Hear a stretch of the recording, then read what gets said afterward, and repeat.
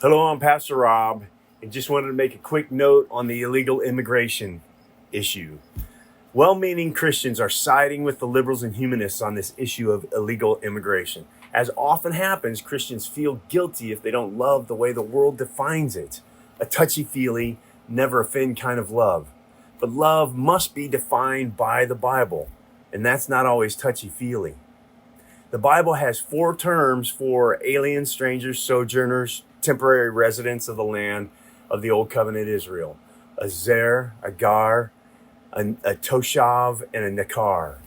For the purposes of this video, I just want to hit on the distinctions that people are not recognizing when they use the verse Leviticus 19:33 to 34. And there's a distinction that we need to make between the ger or ger and the nakar. First of all, Leviticus 23:33 says, "Do not mistreat foreigners living in your country, but treat them just as you treat your own citizens. Love foreigners as you love yourselves, because you were foreigners one time in Egypt. I am the Lord your God." And isn't God gracious and good? The same rule of law that he has given to his people when foreigners come in, they are to treat them with the same respect under that rule of law. So much could be said about that, but for right now, just sticking to the distinctions between that person that came in peacefully abiding under that rule of law, the ger, and the nakar, which is distinctly different.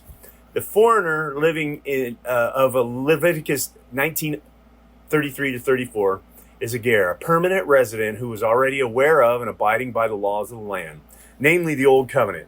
A ger was not a Jewish convert yet, but as Esther 8:17 shows, there was a category for those coming in from the outside of the covenant to convert to Israel's God. This was a ger. And the nakar, on the other hand, was not someone who was considered friendly to Israel's God.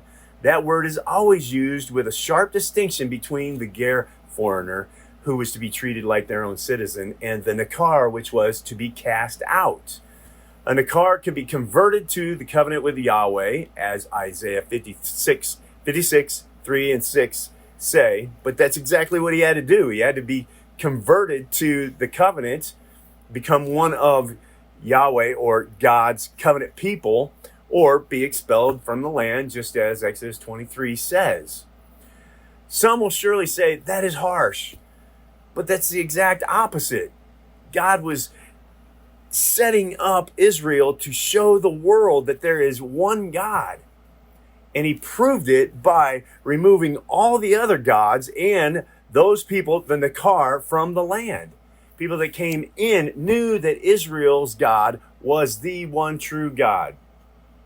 God was graciously extending the offer of peace with him and to live amongst the people, but you couldn't bring your own constitution into God's land and demand your right to follow it.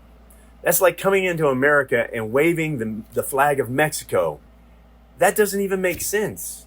Coming in as an illegal alien undermines the very rule of law that seeks to establish the American dream that they seek in the first place. Our Great Seal of the United States, E Pluribus Unum, means out of many, one. We have one Constitution.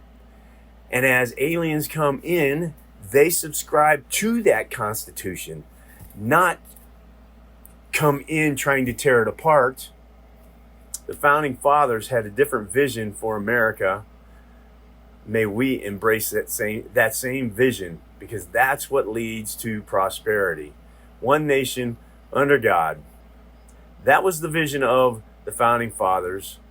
That's what people used to do when we would come in under the rule of law at Ellis Island and enjoy the fruits of everyone, king, government, everyone being under the rule of law.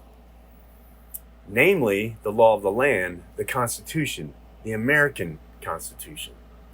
I'm Rob Huddleston, pastor and contributor for Faith Alliance.